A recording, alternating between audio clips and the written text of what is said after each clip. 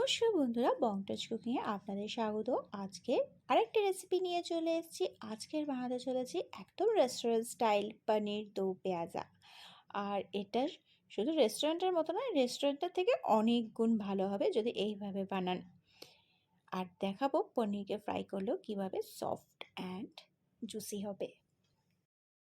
তো স্টার্ট করি আজকের রেসিপি। এখানে আমি 400 গ্রামের মতো পনির নিয়ে নিয়েছি। পনিরটাকে আগে আমি খুব ভালো করে জলে ওয়াশ করে নিয়েছি প্লেন ওয়াটারে। তারপর আমি এগুলোকে স্কোয়ার শেপে কেটে নিচ্ছি। একটু বড় বড় সাইজ করছি, যেরকম আমাদের রেস্টুরেন্ট স্টাইলে হয় পনিরগুলো বড় করে নিচ্ছি।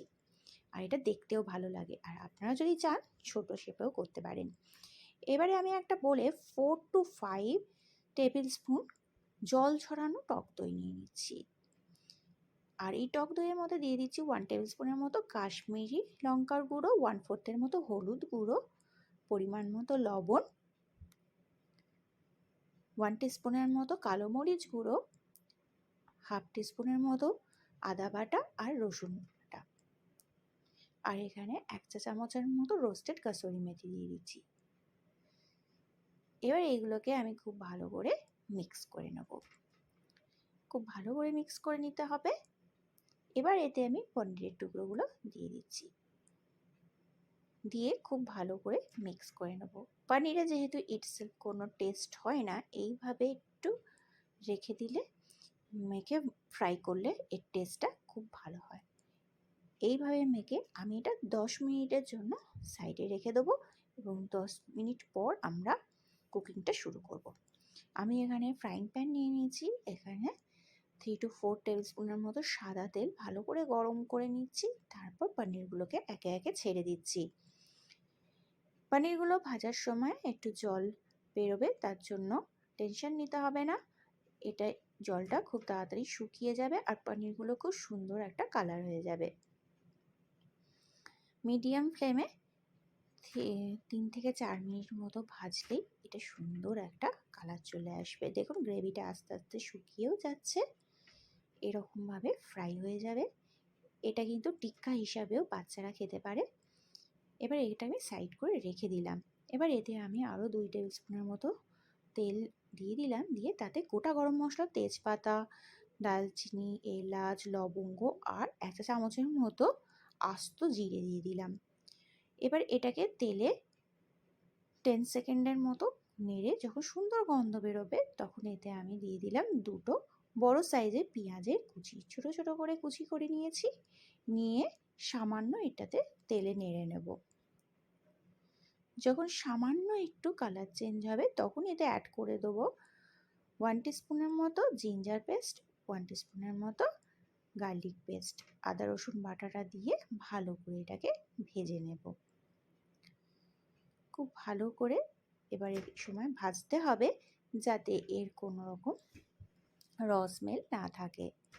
আস্তে আস্তে দেখবেন কালারটা খুব সুন্দর চেঞ্জ হয়ে গেছে। এবার এতে আমি 3টে মিডিয়াম সাইজের টমেটো পিউরি দিয়ে দিচ্ছি। এতে দিয়ে দিচ্ছি 1 চা চামচের মতো হলুদ গুঁড়ো, 1 চা চামচের মতো ধনে গুঁড়ো, 1/2 চা চামচের মতো জিরে গুঁড়ো, 1 চা চামচের মতো কাশ্মীরি লঙ্কার গুঁড়ো আর পরিমাণ মতো লবণ। এইগুলো দিয়ে এবার খুব ভালো করে কিছুক্ষণ ধৈর্য সরে ভালো করে ভেজে নিতে হবে, যাতে টমেটোর যে কাঁচা গন্ধটা না থাকে। আমি টমেটোগুলো কাঁচাই পেস্ট করে নিয়েছি মিক্সিতে, আগে থেকে কিন্তু বয়েল করে পেস্ট করিনি। এবার এটাকে ভালো করে ভেজে নিয়ে এইবার পনিরগুলোকে দিয়ে দিতে হবে।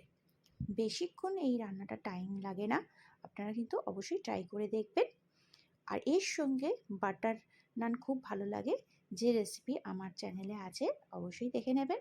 এবারে পনির দো পেঁয়াজা বা চিকেন দো পেঁয়াজার যে স্পেশালিটি, সেটা হলো কিউব করে এই কাটা পেঁয়াজটা অবশ্যই দিতে হবে এবং এটা খুব বেশি আগে দেবেন না, সামান্যটা দেওয়ার পরেই নেড়ে নিতে হবে। আর এখানে আমি চায়ের কাপের 2 কাপের মতো জল দিয়ে দিচ্ছি, দিয়ে ভালো করে মশলাটা জলের মধ্যে মিশিয়ে দিতে হবে। দিয়ে 2 থেকে 3 মিনিট এটা ছেড়ে দিতে হবে ফোটার জন্য, বেশিক্ষণ ফোটাবেন না।